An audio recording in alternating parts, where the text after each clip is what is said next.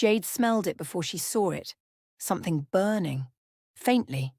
Just enough to be wrong. She was halfway down the corridor before she was fully awake, moving on instinct because in this estate, anything wrong at 6:45 in the morning meant something she was not ready for before coffee. She pushed open the kitchen door and stopped. Kwon Seo-jin was standing at her stove. Not in the doorway. Not passing through. Actually at the stove. Dark sweater, no jacket, no armor, shoulder-length black hair slightly less composed than usual, holding a wooden spoon over a pot of what was supposed to be juke and was currently threatening to become something else entirely. He had not heard her come in. She stood in the doorway and watched the most feared man in Seoul stare into a pot with the focused intensity of someone who had approached this as a tactical problem and was losing. The spoon moved. The juke did not cooperate. He said something very quietly in Korean that she was fairly certain she was not supposed to hear. Jade pressed her hand over her mouth. He turned, saw her in the doorway. The expression on his face lasted approximately 1 second, something between caught and entirely unwilling to be caught, before the composure came back down over it like a curtain. "The kitchen was empty," he said. "It's 6:45, she said, from behind her hand.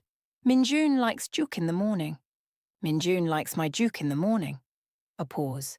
He looked at the pot, looked at her. "I am aware of that now." She lost the battle with the laugh completely. It came out the way her laughs always did, big, unguarded, bouncing off the kitchen walls and filling the room from corner to corner. And Seo-jin watched it happen with an expression she had never seen on his face before. Not the almost smile. Not the composure. Something that was trying very hard not to become a smile and was failing in the most human way possible. She crossed the kitchen, took the spoon from his hand, looked at the pot. Salvageable. Just barely. "Go sit down," she said. "I'll fix it." He looked at the spoon in her hand, looked at her. Then, without a word, he sat at the kitchen island. And that was how Jade Monroe found herself standing at the stove at 6:45 in the morning, fixing Kwon Seo-jin's juk while he sat at her kitchen island and watched her work, and neither of them said anything, and the Han River was silver outside the glass, and Seoul was just beginning to wake up on the other side of it. It was the most ordinary moment that had ever happened in this estate. It was also somehow the most extraordinary. Before we go any further, if you watched part 1 and you have been waiting for this moment, hit that like button right now and drop a comment telling me, did you ever think you would see this man attempting to make breakfast? Because same. Subscribe if you haven't already. This story is about to go somewhere part 1 only promised. 4 days ago, everything had been different. 4 days ago, Mr. O, Kwon Seo-jin's most trusted fixer, the man who had run this estate with immaculate efficiency and a pleasantness that turned out to be the most disciplined kind of cold, had been removed from the estate permanently. Mr. O, who had been feeding information to the Bayek organization for years, who had given them Yeonji's schedule 18 months ago, who had watched that woman get buried and returned to work the next morning without one wrinkle in his suit or one crack in his composure, who had left a threatening note inside Jade's personal mug, her purple and gold saint's mug, the one on her nightstand, the one that was entirely hers, telling her to forget what she had overheard in the East Corridor. She had taken the note to Seo-jin's study instead, placed it on his desk without a word, watched his stillness become a different and more dangerous kind of stillness. Heard him say, "You came to me," in a voice that cost him something. Then later, "I have been watching since the restaurant, since Minjun pointed at you." The estate had exhaled after Mr. O left. The guards relaxed. Mrs. Yoon's corridor nods graduated from reluctant to almost civil. The kitchen staff moved differently, less braced, less watchful. And Seo-jin had started appearing in the kitchen, not in the doorway the way he used to, stopping, watching, leaving before anyone could acknowledge it. Actually in the kitchen, at the island, staying for the whole conversation instead of the beginning of one. And now, apparently, at the stove. Jade fixed the juk, set it in front of him. He looked at it, looked at her. "It looks the same as mine," he said. "It is not the same as yours," she said. He tasted it, said nothing for a moment. "It is significantly better than mine," he said. "Yes," she said simply, and went to make coffee. He watched her move around the kitchen with that quality of attention she had learned to feel without looking, present, focused, taking in everything and giving back very little. Except that recently it had started giving back more. Small things. The almost smile that arrived more easily. The sentences that were longer than they needed to be. The way he asked about Minjun's lessons and then stayed for the answer, and then stayed a little after that. "He is going to want his own bowl," Seojin said. "I know. I already have one on." A pause. "You heard him coming?" "I hear everything in this kitchen," she said. "It is my kitchen." Something moved at the corner of his mouth. Mrs. Yoon would dispute that. Mrs. Yoon is welcome to come in here and dispute it herself. He looked at her. And this time, the thing at the corner of his mouth became something she had no name for yet. Warmer than the almost smile, more specific, more directed. Like something that was meant for her particularly and had stopped trying to be otherwise. She turned back to the coffee before she did something inadvisable with her own expression.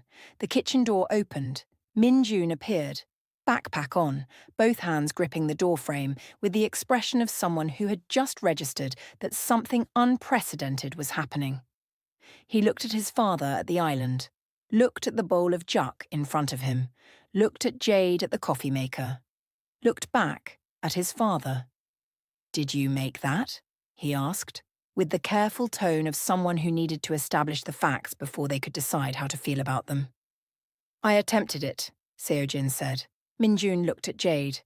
"I fixed it," she said. Minjun crossed the room, sat on his counter stool, placed both hands on the counter, looked between them with those ancient knowing eyes that missed absolutely nothing. "This is new," he said. "Sit down and eat your breakfast," Seojin said.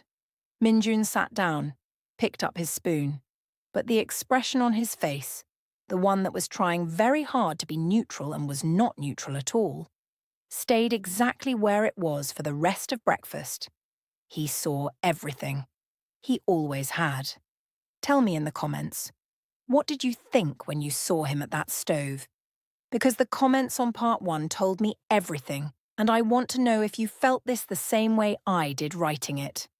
Don't go anywhere, because what happens this Saturday will make that kitchen moment look like nothing. The Saturday announcement came without warning. That was the first unusual thing. Seo Jin did not do things without warning. He was a man of schedules and security briefings and decisions communicated through proper channels, through Mrs. Yoon, through the security team, through Mr. O before Mr. O became something they didn't talk about. Everything in this estate moved with the precision of a man who understood that surprises in his world were rarely good ones. So when he appeared in the kitchen doorway on Saturday morning, not at the island, not attempting anything at the stove, just standing in the doorway in a dark coat with his car keys in his hand, and said to Minjun, "Get dressed, we're going out," the effect was immediate and total. Minjun looked up from his breakfast, looked at his father, looked at the car keys, looked at his father again with the careful expression of someone checking whether this was real or whether he was still asleep, and this was a continuation of the beignet dream. "Out," he said. "Out," Seojin confirmed. "Outside the estate. That is generally what out means. Yes." Minjun put down his spoon with great deliberateness, stood up, picked up his backpack, and walked out of the kitchen at a pace that was technically still walking, but suggested that running had been seriously considered and only rejected on grounds of dignity. Jade was at the sink. She felt Seojin's presence shift in the doorway, the particular quality of it changing, becoming directed, the way it always did when he was about to say something he had already decided to say. "You should come," he said. She turned the tap off, dried her hands. Not, I would like you to come. Not, Min-jun would like you to come. Not a question at all. Just, you should come, like a fact that had already been established somewhere she hadn't been present for. She turned around. He was watching her with that specific expression, the one that had no category, the one that lived between composure and something warmer, the one she had been filing away since the kitchen doorway, and the almost smile and the juke he had attempted at 6:45 in the morning 4 days ago. "Where are we going?" she asked. "Wherever Min-jun decides," the corner of his mouth, which means somewhere he has researched extensively and will pretend was spontaneous. She laughed. "Give me 10 minutes, she said. She was ready in 8. "Are you ready for this? Because this is the moment everything changes. Like this video if you have been waiting for them to leave that estate together. Let's go." The gallery was in Gangnam, a contemporary art space with clean lines and high ceilings and rooms full of work that made you stop and think before you understood why you had stopped. They arrived with 4 security personnel who managed to be both completely present and entirely invisible in the way that only Kwon men could achieve. Present enough that Jade felt safe, invisible enough that the afternoon felt almost ordinary. Almost. Because there was nothing ordinary about walking through a Seoul art gallery beside Kwon Seo-jin, who moved through the space with the ease of someone who belonged in places like this without performing belonging. No looking around to see who was watching, no adjusting his posture for the room, just moving through it the way he moved through everything, with that absolute economy of presence that she had stopped finding intimidating and started finding something else entirely. Min-jun had produced a small notebook from his backpack within 4 minutes of arriving and was moving through the gallery with the systematic focus of a researcher, stopping at each piece, studying it, writing something down, moving on. He had opinions, detailed ones. He delivered them to Jade in a combination of Korean and English with the confidence of someone who had been thinking about art for considerably longer than he had been alive. "This one is trying too hard," he said, in front of a large geometric canvas. "How can you tell?" Jade asked. "Because it is very loud," he said, "but it has nothing to say." Jade looked at the painting, looked at Min-jun. "You are 8 years old." "I am aware," he said, and moved on to the next piece. Seo-jin caught Jade's eye over his son's head. Something passed between them. Warm, charged, almost a laugh that lasted only a second but felt longer. She moved on. She found it in the 3rd room. A large canvas, abstract, deep blues and golds layered over each other in a way that suggested depth without being specific about what the depth contained. Something about it stopped her completely. She stood in front of it and could not have explained immediately why, except that it reminded her of something she couldn't name. Something that lived in the feeling of a place, rather than the place itself. She felt him stop beside her. Not Min-jun. Seo-jin. She knew the difference. She always knew the difference. "What do you see?" he asked. She looked at the painting for a long moment. "Home," she said. "Which doesn't make sense because it doesn't look like anywhere I have actually been." He was quiet for a moment. She could feel him looking at the painting. Then, "Sometimes, things remind you of feelings rather than places." She turned to look at him. He was still looking at the painting, the gallery light falling across the sharp lines of his face, across the ink on his neck, across the particular stillness of a man who had just said something more honest than he planned to and was deciding whether to acknowledge that. He didn't look at her, but he didn't move away either. Their arms were almost touching. The gallery was quiet around them. Somewhere in the next room, Min-jun was delivering a verdict on something in his small, authoritative voice. Neither of them moved. Then Min-jun appeared around the corner with his notebook open, looked at the painting, looked at them standing that close without apparently noticing they were standing that close, wrote something in his notebook. "What are you writing?" Jade asked. "Observations," Min-jun said. "About the painting?" A pause. "About various things," he said, and walked back to the next room. Jade and Seo-jin stood in front of the blue and gold painting for another moment. "He is not writing about the painting," Seo-jin said. "No," Jade agreed. "He is not." They looked at each other, and the thing that passed between them this time was not brief.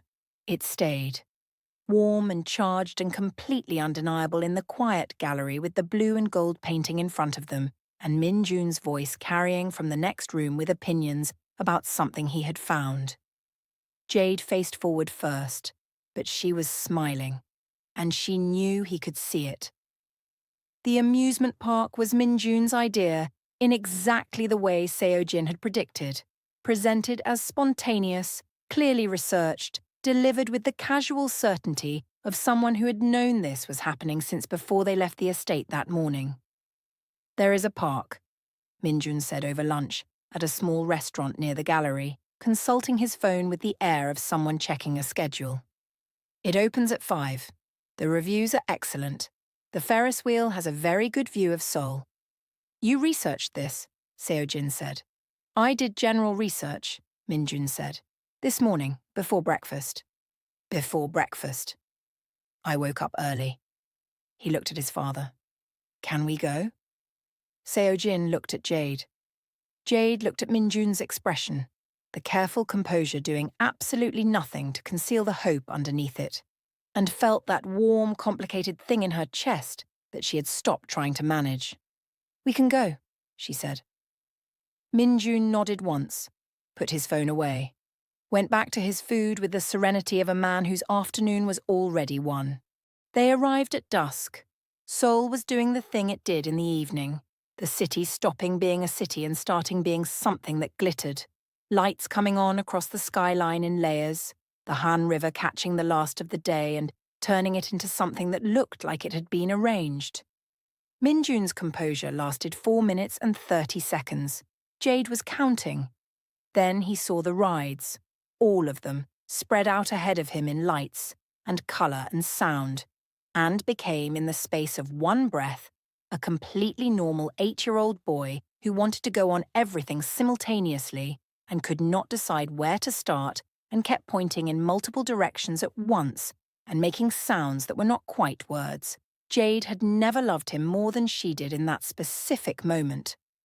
Seo-jin stopped walking. She stopped beside him. They watched Min Jun point at a roller coaster with both hands and turn back to make sure they were still there, and then point at something else, and then look at the Ferris wheel with an expression of such pure, uncomplicated joy that it was almost difficult to look at directly. "He has been so serious for so long," Jade said quietly. Not accusing, just true. "I know," Seo-jin said. His voice was different from usual, quieter, something underneath the words. "That is my fault." "No," she said. She was still watching Min Jun, not him. "That is grief's fault.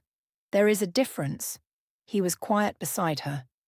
"You say things," he said eventually, "that I have been trying to think for a long time and could not find the words for." She turned then, looked at him. He was looking at her with an expression that had no category in anything she had seen on his face before. Not the composure, not the almost smile, not the warmth that had been building in the kitchen and the gallery and every 2-mug night in between. Something more than all of those. Something that looked like a man seeing clearly for the first time in a long time and being undone by what he sees. It lasted only a moment. Min Jun came running back. The roller coaster first, then the lights, then the Ferris wheel at the end because Jade said the best things come last. And the moment broke, and they followed his son into the lights. But it had happened. It absolutely had. 3 hours later, after the roller coaster that Min Jun rode twice and Jade rode once with her eyes open the entire time, out of pure stubbornness. After the food stalls where Min Jun ate things he would never have been given at the estate and knew better than to mention. After the lights and the noise and the specific joy of watching a small serious boy be completely and entirely a child for one whole evening.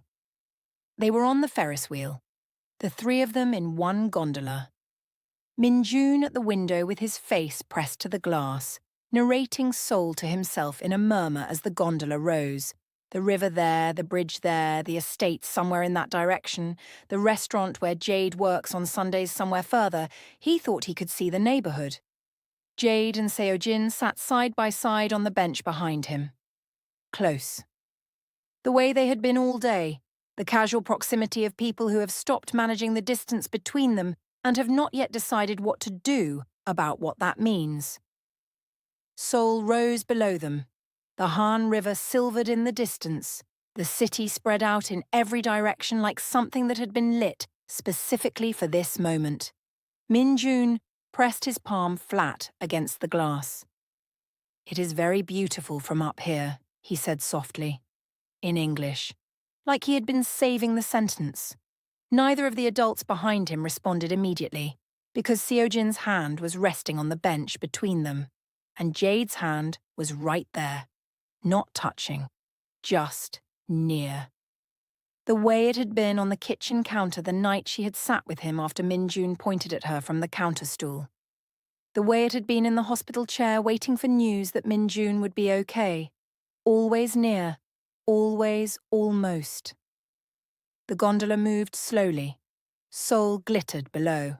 Min-jun was still narrating softly to the glass, and then, slowly, deliberately, with the full, unhurried awareness of a man who has made a decision and is not taking it back, Seojin moved his hand the final distance and covered hers. Jade went very still. His hand was warm, large. The tattoo ink she could feel against her skin as much as see it. He didn't squeeze, didn't make it into something that needed to be acknowledged immediately. Just placed his hand over hers and left it there and looked at Seoul spread out below them like they had all the time in the world. Slowly. The way Min-jun had leaned against her arm in the corridor, testing, careful. She turned her hand over beneath his and held it. Seojin exhaled, just slightly, just barely.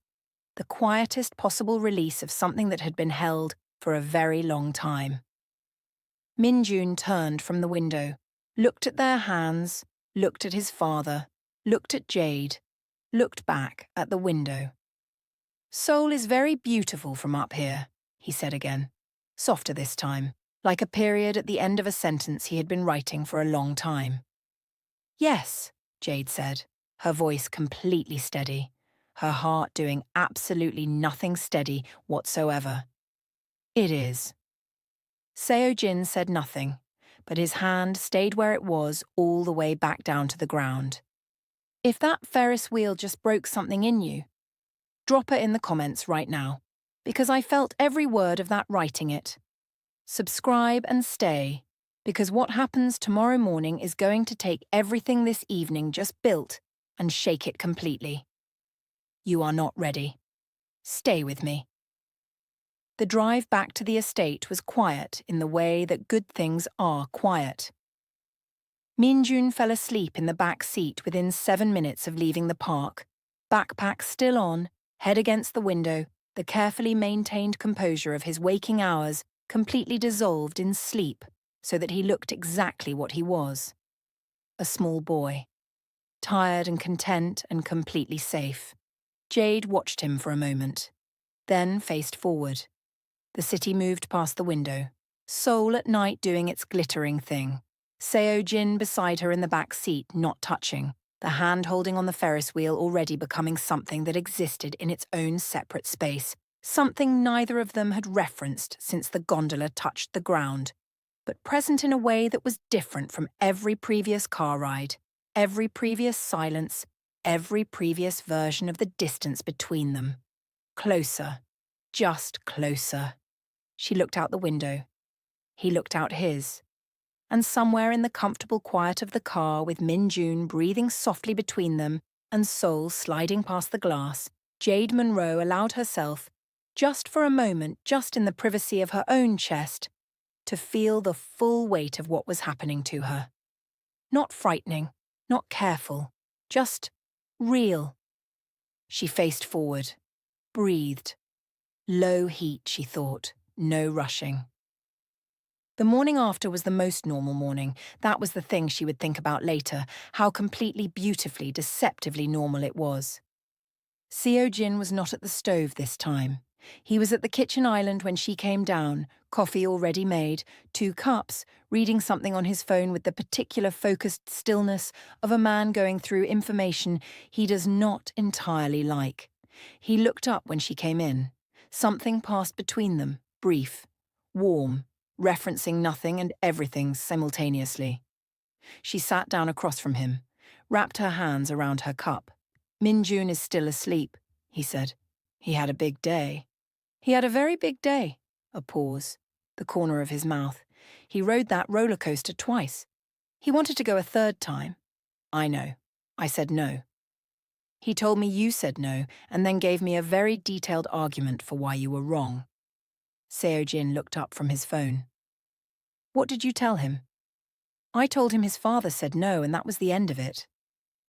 Something moved in his expression, quiet and warm and sitting there without trying to be anything other than what it was. Thank you, he said. I told him he could make the case again next time, she added. Of course you did. I'm from New Orleans. We believe in arguing your position. He looked at her. And the almost smile was not almost anymore. It was simply a smile, small and real and directed entirely at her, and it sat on his face for long enough that she had to look at her coffee to stop her own expression from doing something she wasn't ready to have witnessed. Min-jun appeared 20 minutes later wearing his school uniform, backpack on, hair slightly less neat than usual from sleeping against the car window, with the expression of someone who had woken up in a good mood and intended to stay there. He sat on his counter stool, placed both hands on the counter, looked at the 2 coffee cups, looked at his father, looked at Jade. Good morning, he said, in English, with great deliberateness. Good morning, Min-jun, Jade said. He looked at his father. Good morning, Seo-jin said, with slightly less deliberateness, but the same quiet warmth that had been in his voice all morning, and that Jade was fairly certain had not been there in any morning before last night. Min-jun picked up his spoon. I would like beignets this weekend, he said. The savoury ones you promised. Saturday, Jade said, and the regular ones. And the regular ones? Thank you. He ate his breakfast, and the expression on his face, the one that had been sitting there since he turned from the Ferris wheel window and looked at their hands, was still there. Settled, satisfied. The expression of someone who planted a seed a long time ago and has just watched it begin to grow. He finished breakfast, picked up his bag, paused at the kitchen door. It was a good day yesterday, he said, to both of them, like a statement of fact that also meant several other things. Then he went to get his shoes. Jade looked at the kitchen doorway where he had just been. Seo-jin looked at it too. He is not subtle, Seo-jin said. No, Jade agreed. He gets that from someone. Seo-jin looked at her. I am extremely subtle. You stood in my kitchen doorway 4 times in 1 week, she said, watching. A pause. That was strategic observation, he said. She laughed. He watched her laugh. And the smile came back. The real one. The one that had apparently decided it lived on his face now and was not going anywhere. Min-jun left for school. The morning continued. Normal. Completely, beautifully, deceptively normal. If this morning just made you smile, drop A in the comments, because I need you to hold on to this feeling. Hold on to it tight, because everything is about to change in the next 2 minutes of this story, and I need you to remember exactly how good this morning was. The call came at 2:17 in the afternoon. Jade was in the middle of prep for dinner, hands in dough, flour on her forearms, completely absorbed in the particular meditative quality of working with her hands that had always been the best way she knew to think without thinking. She heard Mrs. Yoon before she saw her. Not the words, just the pace. Mrs. Yoon did not run. In all the weeks Jade had been in this estate, she had never seen this woman move at anything other than her measured, deliberate pace. The walk of someone who believed that urgency was a form of disorder and disorder was not permitted on her watch. She was almost running. Jade had the flower off her hands before Mrs. Yoon reached the kitchen doorway. Min June collapsed at school. 3 seconds. That was how long Jade stood completely still. Then she was moving. The details came in fragments on the way to the school. A teacher's voice on the phone that Mrs. Yoon held toward her, rapid Korean. The words assembling themselves into a picture that Jade's mind refused to fully accept. Afternoon class, no warning. He went down. They could not wake him. The ambulance was already there. They were taking him to the hospital. He was breathing. He was breathing. He was breathing.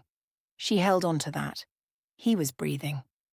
The car moved through Seoul traffic with the particular authority of a Kwon vehicle. Other cars moving aside, signals ignored, the city parting like water. And Jade sat in the back seat with her hands flat on her knees and her jaw set, and every single thing she had, she poured into staying completely steady. She had to be steady. There was no other option. She held herself together through the school. Through the teacher who met them at the gate with a face full of distress, through the remaining students visible through classroom windows, being kept deliberately away from the car park, through the space where the ambulance had been before it left, already gone, already at the hospital. She held herself together in the car to the hospital. She held herself together walking through the hospital entrance, through the corridor, past the desk, following Mrs. Yoon who had been here before, who knew which way to turn. She held herself together right up until she turned the corner into the corridor, outside the emergency room, and saw Seo-jin. He was already there, standing in the corridor outside the closed emergency room doors in the suit he had been wearing for a meeting that morning. She could picture him getting the call mid-meeting, standing up, not explaining, just leaving, with his phone in his hand and his eyes on the closed doors and his face. His face. Not the composure, not the stillness that made rooms change temperature, not the controlled, dangerous authority of the most feared man in Seoul. Just a father, standing in a hospital corridor in a suit that suddenly looked like something he was wearing from a different life, and terrified in the way that all the power and control and carefully managed distance in the world cannot protect you from when it is your child behind that closed door. Jade crossed the corridor. She didn't think about it. Her feet just moved, closed the distance between them, and brought her to stand directly beside him, the way she had stood beside him on the Ferris wheel, and in the gallery and in the kitchen doorway, at 6:45 in the morning, and every other moment when proximity had been the only true language available. He didn't look at her. His eyes stayed on the closed doors, but she felt him register her presence, the slight shift in his breathing, the fractional change in his posture. Not relaxing exactly, more like acknowledging, like some part of him had been waiting without knowing it was waiting and had now stopped. She stood beside him. They waited. The waiting room chairs were the particular shade of institutional grey that existed nowhere else in the world, except hospital waiting rooms. Seo-jin sat in one of them with his elbows on his knees and his face in his hands, and Jade sat in the chair beside him, and the fluorescent light above them hummed, and the closed door across from them stayed closed, and time did the thing it does in hospitals where it stops meaning anything normal. 40 minutes. That was how long it took. 40 minutes of the door staying closed, and the light humming, and Seo-jin's hands over his face, and Jade sitting with her back straight, and her hands in her lap, and everything she had concentrated on the closed door like concentration could do something useful. Then a doctor, severe but completely treatable. A condition present and undetected, caught now, being handled now. Min June would be absolutely fine. They would want to keep him overnight for observation. He was already awake. He was asking for something called juk. The doctor said this last part with slight confusion. Jade exhaled. Long, slow. From somewhere so deep she hadn't known she was holding it. Seo-jin's hands came down from his face. He looked at the wall across from them. His jaw was working. His eyes were bright in a way that cost him something. She could see what it cost him, the specific price of a man who does not allow himself to break down in public, even when public is a hospital waiting room with only one other person in it who would understand completely. She looked at him. He was looking at the wall. And Jade did what her hands did. The same involuntary truth of every second mug and every reached for spoon and every moment in this whole story where her instincts had bypassed her caution and gone directly to what was real. She put her hand over his on the armrest between them. He went completely still. Not the controlled stillness. Something else. Something that happened to him rather than something he chose. Then, slowly, with the same careful testing weight of Min-June leaning against her arm in the corridor, the same deliberate surrender of a person deciding to trust, he turned his hand over beneath hers and held it. Neither of them spoke. The fluorescent light hummed. The corridor was quiet. Somewhere behind the closed door their boy was awake and asking for Juk, and absolutely fine. His hand was warm, the tattoo ink visible at his wrist. He held her hand with a steadiness that felt like everything he was. Controlled and present, and completely, entirely there. She held his back the same way. They sat like that until the world started moving again. Until Mrs. Yoon appeared from somewhere with practical information about the overnight stay. Until the doctor came back with paperwork. Until all the things that needed to happen started happening and the hand-holding ended the way it had to end, gradually, reluctantly, his hand staying a beat longer than necessary before releasing hers. He didn't look at her when it ended. She didn't look at him. But the warmth of his hand stayed with her for the rest of the evening, and she was quite certain it was going to stay for considerably longer than that. Min-June was sitting up in his hospital bed with the expression of a person who had been through something significant and was now primarily focused on the injustice of the food situation. "It is not good," he said, looking at the hospital tray in front of him. "It is hospital food," Jade said. "It is not supposed to be good." "That seems like a design flaw," he said. "I will make you Juk tomorrow. Real Juk. When you are home." He looked at her. Then at his father sitting in the chair beside the bed, then back at Jade. "Appa," he said, with the directness of a child who has just spent 40 minutes as the reason two adults were forced to sit in a waiting room holding hands and has decided that the time for patience is over. "Do you like Jade?" The room went completely still. Seo-jin looked at his son, then at Jade, then at a specific point on the wall that was not either of them. "Go to sleep, Min-June," he said. Min-June looked at Jade. Jade looked at the floor, her face doing several things she had absolutely no control over. Min-June looked at his father, looked at Jade, looked at his father again. And then, with the expression of someone who has assessed the situation and determined that the adults will get there eventually if left alone, he closed his eyes. "Good night," he said. With great pointed significance. The room was very quiet. Seo-jin looked at his hands. Jade looked at hers.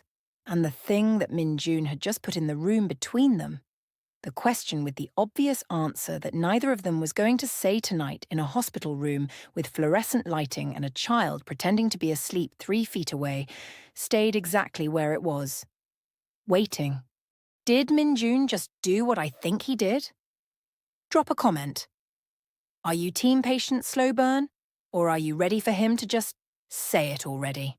Because I promise you, the rooftop is coming. And when it does, you will not be disappointed. Subscribe if you haven't. We are almost there.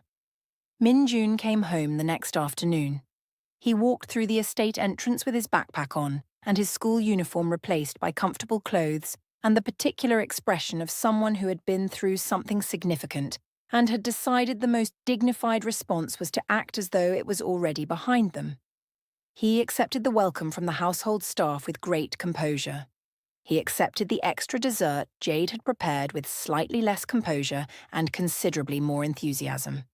He told Jade in careful detail about everything that had been wrong with the hospital food. A comprehensive assessment that took 11 minutes and covered texture, temperature, presentation, and what he described as a fundamental misunderstanding of what soup was supposed to accomplish. She listened to all of it, made notes she did not need, asked follow-up questions she did not need to ask.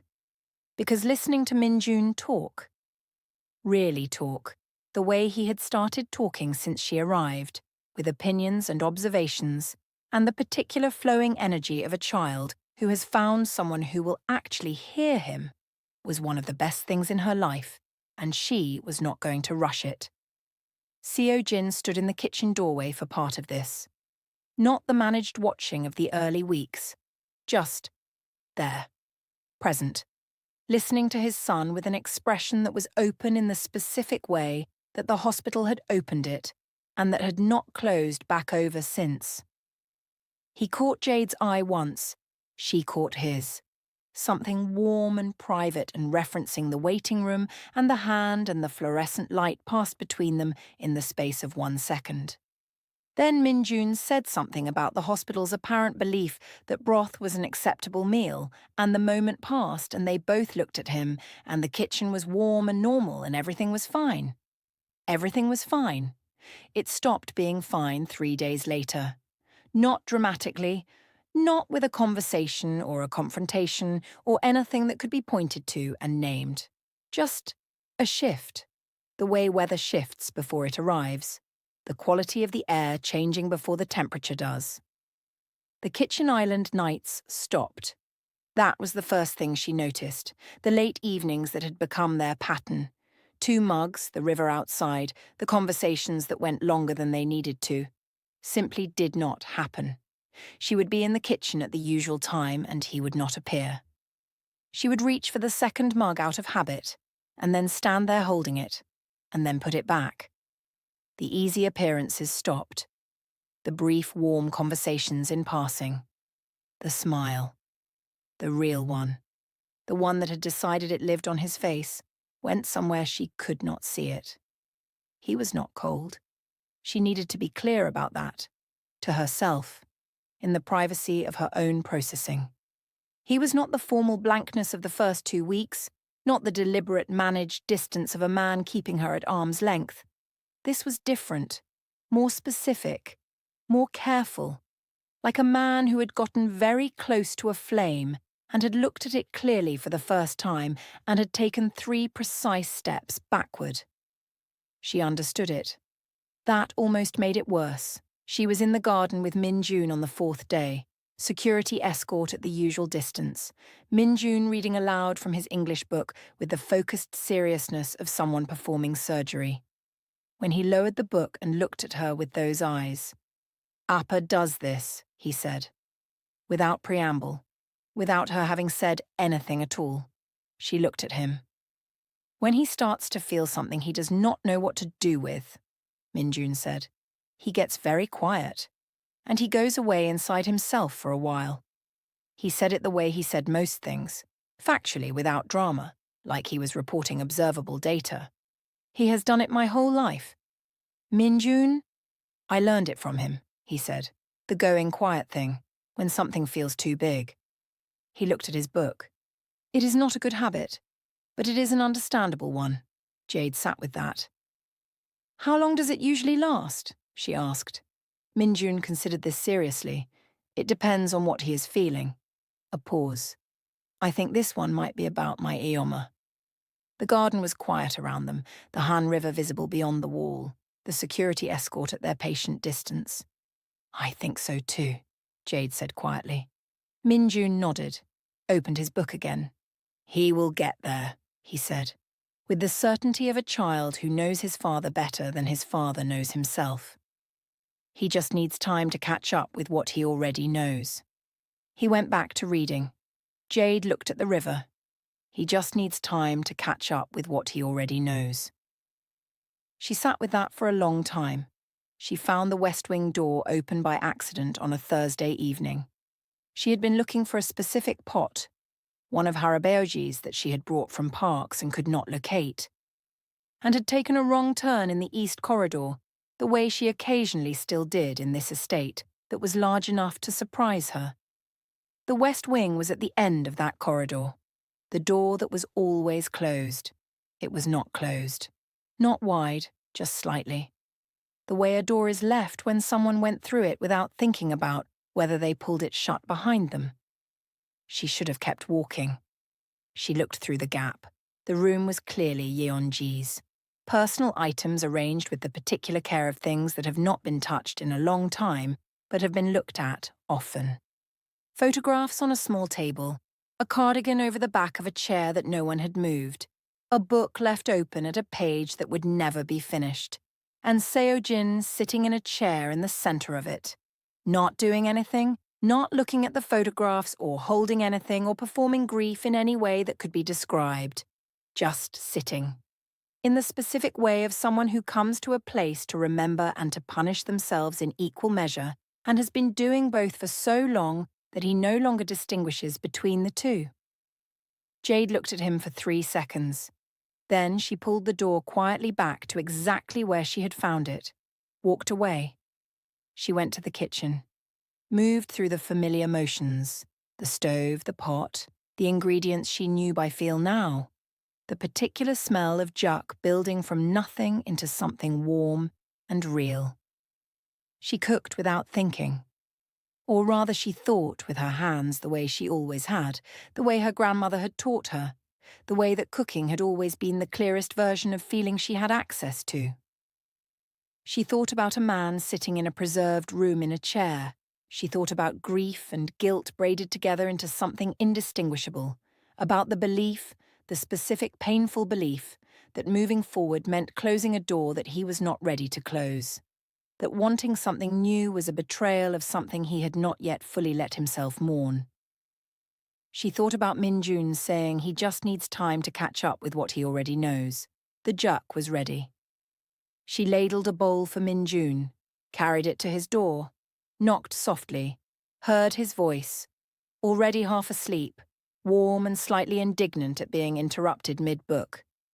She left it outside his door the way she always did when he was already settled for the night. She went back to the kitchen, made a second bowl, stood at the counter with it for a moment, just stood there, holding a bowl of warm juk in both hands in her kitchen at 10:30 at night, thinking about a man in a chair in a room at the end of a corridor. She was not trying to fix anything. She knew better than that. Some things could not be fixed from outside. They had to be worked through from the inside, in the dark, in the particular privacy of grief that belonged entirely to the person carrying it. But she could do what she had always done. She could feed it. She carried the bowl to the West Wing door, set it down carefully on the floor outside, straightened up, stood there for just a moment, then walked back to her room and went to bed. In the morning the bowl was gone. She found it washed and placed upside down on the kitchen draining board with the quiet precision of a man who did everything deliberately. Nothing was said, but the distance between them that day was fractionally, barely perceptibly, smaller than it had been the day before. Just fractionally, just enough that she noticed. Are you feeling this? The Duke outside the door. Drop a comment and tell me what you think that meant to him, because I think you already know. Stay with me. We are almost at the rooftop, and I promise you it is worth every second of this wait. Mia called on a Friday night. Jade was sitting on her bedroom windowsill, her favourite place to think, the Han River spread out below, Seoul doing its nighttime glittering thing, with her Saint's mug in both hands and her back against the window frame and the particular quality of quiet around her that meant she had been inside her own head for too long. She answered on the second ring. Talk, Mia said, without hello, without preamble. In the voice she used when she had already assessed the situation from a distance and had determined that the most useful thing she could do was open the floor. Jade talked. She told her about the amusement park and the Ferris wheel and the hand that had covered hers in the gondola and the way he had held it all the way back down to the ground. She told her about the hospital and the waiting room and the fluorescent light, and the hand-holding that had happened without either of them deciding to do it. Just her hand moving to his and his turning over and the 40 minutes that followed. She told her about the withdrawal, the kitchen island nights that had stopped, the careful measured distance that had returned in a different form. She told her about Min Jun in the garden. He just needs time to catch up with what he already knows. And about the west wing door and the chair and the bowl of juk she had left outside it, and the way it had been washed and placed on the draining board in the morning without a single word exchanged. Mia listened to all of it, the way Mia always listened, completely, without interruption, with the focused attention of someone who was assembling the full picture before she said anything about it. When Jade finished, there was a silence. Then, "Jade, I know. Are you in love with him?" Jade looked at the Han River. The city spread out beyond it, Seoul at night doing what it did, glittering and breathing and completely unbothered by the feelings of anyone on its banks. "I don't know," she said. "Yes, you do," Mia said. Not unkindly, just factually. In the voice of someone who has known Jade Monroe long enough to recognize the difference between not knowing and not being ready to say. Jade wrapped both hands tighter around her mug. "He is still grieving Yonji," she said. "He is grieving her memory," Mia said carefully. "That is different. Grief for a person and grief for what that person represented, the life before, the version of himself that existed with her. Those are two different things. And I think somewhere he knows that." Minjun said, "He just needs time to catch up with what he already knows." A pause. "That child," Mia said softly, "is something else." "Yes," Jade said, "he is." Another silence. Comfortable. The kind that existed between people who had been friends long enough that silence was just another form of conversation. "What are you going to do?" Mia asked. Jade looked at the river, moving, steady, grey and silver, and completely unbothered. "Wait," she said. "Low heat," Mia said softly. "No rushing," Jade said. A beat, then Mia. "For what it's worth, the way you describe him looking at you." A breath. "The way you describe all of it. The kitchen, the gallery, the Ferris wheel, the waiting room." A pause. "He has already decided, Jade. He just hasn't caught up with himself yet." Jade held on to that. "I know," she said quietly. "Call me after the rooftop," Mia said. "I haven't told you about a rooftop." "I know," Mia said. "Call me after it anyway." Jade laughed, small and warm and real. After she hung up, she sat for a long time on the windowsill with her Saint's mug, and the Han River below and Seoul breathing around her, and the particular feeling of a woman who has decided to be patient with something she is quite certain is worth being patient for. Low heat, she thought, no rushing. But when it's ready... She looked at the river. It's ready. She found it on a Tuesday evening. A door at the end of the east corridor that she had passed 100 times without trying. Plain. Unmarked. The kind of door that existed in large estates purely to be ignored. She tried it out of curiosity. It opened onto stairs. Narrow, plain, functional. Not the estate's usual architecture of deliberate grandeur, but something more utilitarian.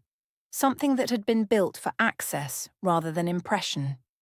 She climbed them and came out onto a rooftop garden. Small, private, completely invisible from the grounds below. She could see that immediately the way the parapet walls rose just high enough to create a world up here that had no relationship to the world below it. Someone had planted things up here, not the manicured formality of the estate grounds, but something more personal. Herbs in ceramic pots. A small wooden bench worn soft by weather. Climbing plants along the south wall that had been left to do whatever they wanted and had taken full advantage of the permission. And beyond all of it, Seoul, spread out in every direction like something that had been arranged specifically to be looked at from this exact spot. The Han River, a dark ribbon threading through the middle of it, the city rising and falling and glittering in the early evening light. The sky above wide and open and completely uninterrupted. No walls, no corridors, no estate formality pressing in from every angle. Just open sky and Seoul below, and the particular feeling of being above everything without being removed from it. Jade stood at the parapet and looked at the city for a long time. Then she went back downstairs, made dinner, put Minjun to bed, and thought about the rooftop for the rest of the evening. She went back the next evening, and the one after that. On the third evening, she climbed the stairs and pushed open the rooftop door and stopped. Seojin was already there, standing at the parapet with both hands resting on the edge, looking at Seoul the way she had been looking at it for 3 evenings running, like someone who needed the open sky and had known exactly where to find it. He turned when she came through the door. Neither of them said anything for a moment. The rooftop held them both in its particular silence, different from the kitchen silence, different from the corridor silence, different from every indoor silence that had ever existed between them. Those silences had walls. This one had sky. "I found it 3 days ago," Jade said. "I have been coming here for years," he said. She crossed to the parapet and stood beside him.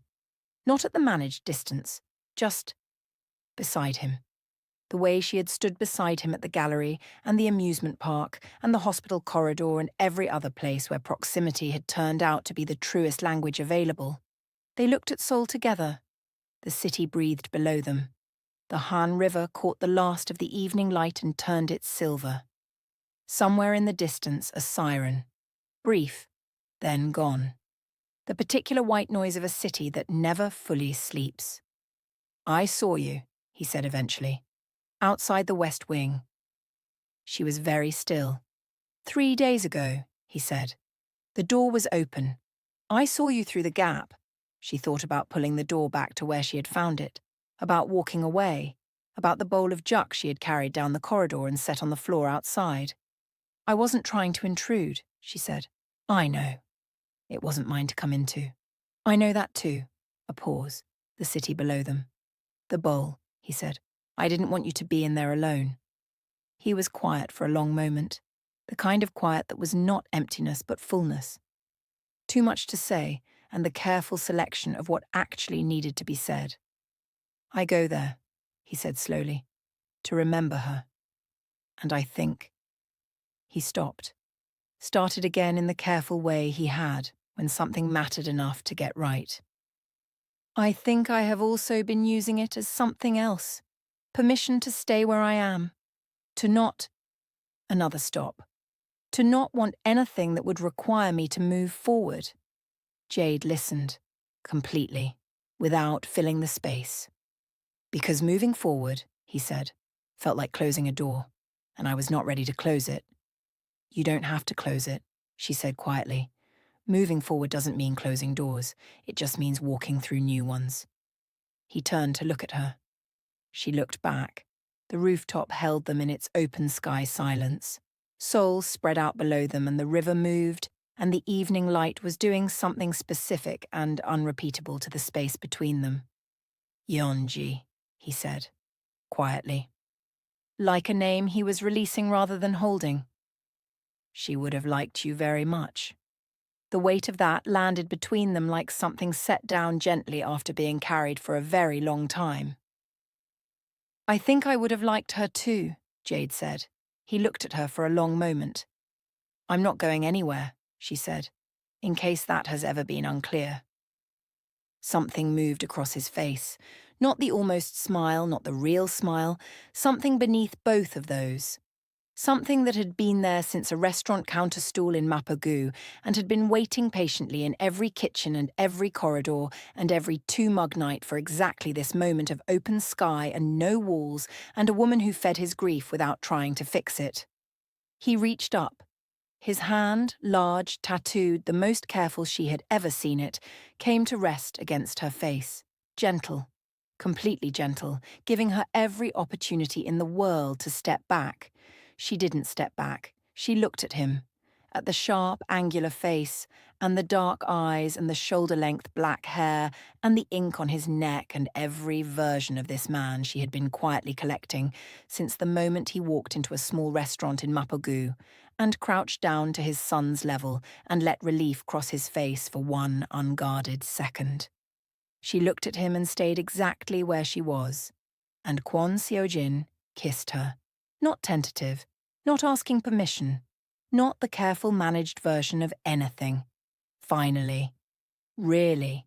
With everything that had been simmering since the restaurant and the kitchen doorway and the corridor floor at 2 in the morning, and the gallery and the Ferris wheel and the waiting room and the Duke outside the West Wing, and every single moment in between, that had been building toward exactly this. She kissed him back. The same way. With everything.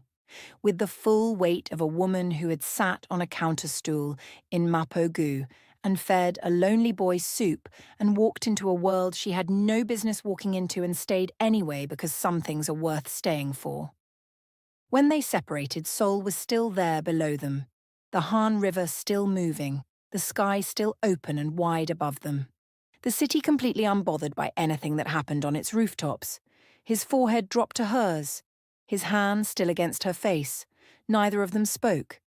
The city breathed around them and the night came in slowly from the east, and somewhere below them in the estate, Min-jun was asleep with his backpack on his chair and his drawings on the wall, and absolutely no idea that on the rooftop above him, two people had just finished a conversation that had been starting since a bowl of juk and a word that meant cooking something slowly until the flavor had time to build. Jade closed her eyes.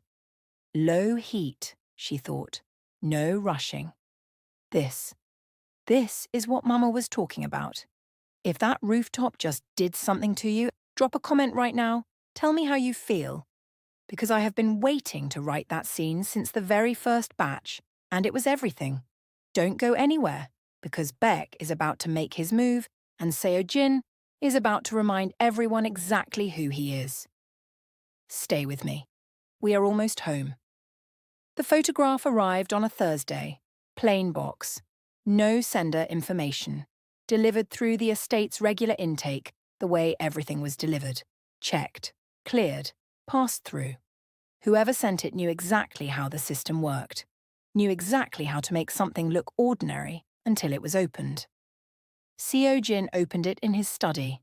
Jade found out from Mrs. Yoon, who appeared in the kitchen doorway at 11 that morning with an expression that had moved past her usual professional neutrality into something that looked, on Mrs. Yoon's carefully managed face, almost like concern. She went to the study immediately. Seo-jin was standing at his desk. Not sitting. Standing. 3 phones on the desk in front of him, and the box to one side, and an expression she had never seen before. Not the composure, not the stillness, not any version of the controlled, dangerous authority she had come to recognize as his default. Something beneath all of that. Something that the composure was working very hard to contain and was not entirely succeeding. He looked up when she came in. "Don't," she said, before he could speak. "Don't manage it. Just show me." A pause. He turned the photograph toward her. It was her. Outside Park's restaurant on a Sunday. She could tell by the apron visible at her waist, the particular angle of the light that meant late morning, the way she was laughing at something through the window, completely unaware of being seen. She looked happy. Completely, unguardedly happy in the way she only was at Park's, in the place that felt most like home. She turned the photograph over.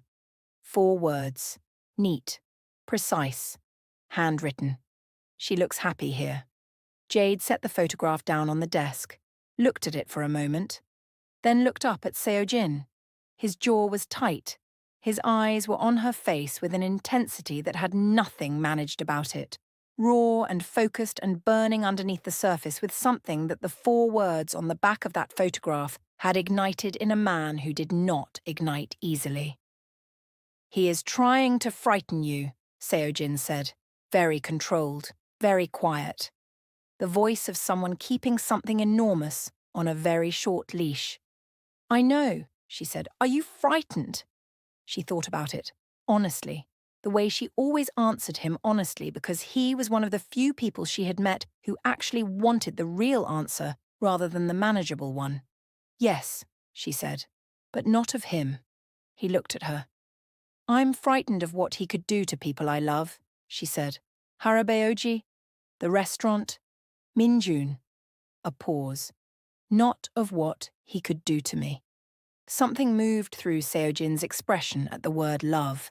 There and gone, registered and filed, a man making note of something important. Go be with Minjun, he said. Seojin. Jade. Her name in his voice, the way it had sounded on the rooftop, the way it had changed everything when she said his. I will handle this. Trust me. She looked at him for a long moment, then she picked up the photograph, turned it face down so the 4 words were not visible, set it back on his desk. I trust you, she said, and went to find Min Jun. What happened over the next 18 hours she did not witness directly. She heard it in pieces, the way you hear a storm from inside a house, knowing the full force of it is happening just beyond the walls, without needing to stand in it to understand its scale. Phone calls that stopped when she passed corridors. The particular movement of Kwon men when their employer has made a decision and the world is in the process of rearranging itself accordingly. Mrs. Yoon appearing and disappearing with the focused efficiency of someone executing a plan she had been briefed on and trusted completely. She kept Min Jun's world exactly as it always was. Dinner, English practice, the savoury beignets she had promised him, made that evening, tasted with great seriousness, declared acceptable with the particular Min Jun energy that meant he had loved them and was managing his enthusiasm for dignity's sake. She tucked him in, sat on the edge of his bed for a few minutes the way she sometimes did. Not talking, just present, the particular comfort of being in the same space as someone you love without needing to fill it. Is everything okay? He asked, eyes already half closed. Everything is okay, she said. Honestly, because she believed it. Because she trusted the man on the other side of those phone calls with a certainty that had been building since a study desk and an envelope, and I have been watching since the restaurant. Good, Min Jun said, and was asleep in 4 minutes. She went to her room, sat at the window, watched Seoul breathe below her and the Han River move, and thought about a rooftop and a hand against her face and a forehead against hers, and the city spread out below them like something arranged specifically for that moment. She held her saint's mug. She waited. He knocked on her door at 6 in the morning. She had been awake for an hour already. Not anxious, just awake, the particular alertness of someone whose nervous system has decided that sleep is less important than being present for whatever comes next. She opened the door immediately. Seo Jin stood in the corridor in the same clothes he had been wearing yesterday. Not dishevelled. He was not a man who became dishevelled, it seemed to be a physical impossibility for him, but worn. The specific look of someone who has been exactly what they are for 18 consecutive hours and is allowing themselves one moment of simply being a person before they perform anything else. He looked tired.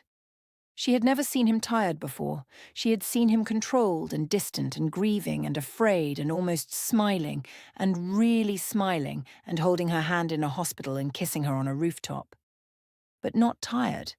Not this specifically human exhaustion of a man who spent the night being the most feared version of himself, so that the people he cared about could sleep safely. She felt something for him in that moment that she had no adequate word for. It's handled, he said. Beck? Will not come near you. His voice was completely flat and completely certain in the way of a man who has made something permanently true. Will not come near Park's restaurant. Will not come near Harabeoji. Will not send photographs or messages or anything else. A pause. I have made the consequences of doing otherwise extremely clear. How clear? He looked at her. Clear enough. She accepted that. She had learned which questions to ask and which ones existed in a part of his world that she trusted without needing to enter. Harabeoji, she said, has had protection since yesterday afternoon. He does not know it is there. I thought that was preferable. Of course. Of course he had thought of that. Of course he had understood without being told that Harabeoji knowing would worry him, and that worry was something to be prevented if prevention was possible. She looked at him in the corridor doorway. The early morning light was just beginning through the window at the end of the hall, grey and soft and new. Seoul waking up on the other side of the glass. "Thank you," she said. "Don't thank me," he said, quietly. The same words he had said in the study, but different now, warmer, more specific, carrying something the study version hadn't carried yet. "I didn't do it as your employer. I didn't do it for strategic reasons or because it was the rational response to a threat." He held her gaze in the particular way he had, completely, without management, the dark eyes giving her everything they had. "I did it because the thought of anything happening to you." He stopped, started again. "I did it because it was you. Because you left Juk outside a door for a man sitting in the dark, and you laughed at my terrible attempt at your recipe, and you sat on the floor of a corridor at 2 in the morning and sang my son to sleep." A breath. "Because you are the best thing that has walked into this estate, and I am not going to let anyone near you." The corridor was completely silent around them. Jade looked at him. This man. This complicated, guarded, grieving, tattooed, occasionally terrifying, fundamentally decent man who had stood in a kitchen doorway 4 times in 1 week, watching her cook, and had attempted Duke at 6:45 in the morning, and had held her hand in a hospital waiting room and kissed her on a rooftop under open sky. "You should come inside," she said. "I'll make tea." He looked at her. "It's 6 in the morning," he said. "I know," she said. "Come in anyway." The kitchen. Of course, the kitchen. 2 mugs. The Han River catching the first silver light of morning outside the glass. Seoul just beginning on the other side of it. The particular smell of the estate at 6 a.m., quiet and warm and entirely theirs. They stood side by side at the counter. Not across from each other, not the managed island distance of the early weeks. Side by side, looking at the river together, his arm against hers. The casual proximity of people who have stopped managing the distance and have arrived somewhere on the other side of it. "She would have liked this," he said quietly, not explaining who, not needing to. "I know," Jade said. "She would have liked you specifically," he said. "She had no patience for careful people, and you are the least careful person I have ever met in the best possible way." Jade laughed softly. "I walked into a Mafia estate because a small boy ate my soup." "Yes," he said, "exactly like that." They stood in comfortable silence for a moment. Then he set down his mug, turned to face her. She turned. And in the kitchen, in the early morning light, with the Han River silver outside the glass, and Seoul waking up, and Min-jun asleep down the hall, Kwon Seo-jin kissed her again. Not like the rooftop. That had been the release of everything held for too long, the finally of it, the no more waiting. This was different. This was chosen, deliberate, unhurried. The kiss of a man who is no longer catching up with himself, but has arrived completely, present, certain, here. She kissed him back the same way, when they separated his forehead, came to hers the way it had on the rooftop. His hands, gentle, tattooed, the most careful hands she had ever seen, resting at her waist. Neither of them spoke. The kitchen held them in its particular warmth. The river outside moved steady and silver. The city breathed. 4 minutes and 23 seconds later, she was counting, she couldn't help it. The kitchen door opened. Min-jun stood in the doorway, backpack on, both hands folded in front of him, hair slightly unsettled from sleep, eyes moving from his father to Jade, to the 2 mugs, to the distance, or rather the absence of distance, between them. He took all of this in with the systematic thoroughness of a small person who has been waiting for a specific outcome and is now verifying that it has occurred. He crossed the kitchen, sat on his counterstool, placed both hands on the counter, looked at his father, looked at Jade. Finally, he said. Jade laughed. It came out the way her laughs always did, big, unguarded, completely unstoppable, bouncing off every surface of the kitchen and spilling out into the corridor and probably audible from the floor above. The laugh that her mother said could wake the dead, and that Harabeoji matched with his own every Sunday morning, and that had been filling this kitchen since the first day Min-jun walked through its door.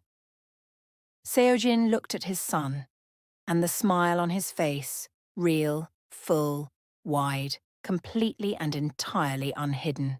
The smile that had been building since a small restaurant in Mapogu, where a woman from New Orleans had slid a bowl of juk across a worn wooden counter without making a fuss about it, was the best thing Min-jun had seen on his father's face in 18 months. Min-jun looked at it for a moment. Then he picked up his spoon. "Can we have beignets?" he asked. "The savoury ones were good, but I think today calls for the regular ones." "Today calls for both," Jade said. "I agree," Min-jun said, with great satisfaction. "I will set the table." He got down from his stool, went to the cupboard, began setting the table with the focused efficiency of someone contributing to something they consider important. Seojin watched his son, then looked at Jade. She looked back.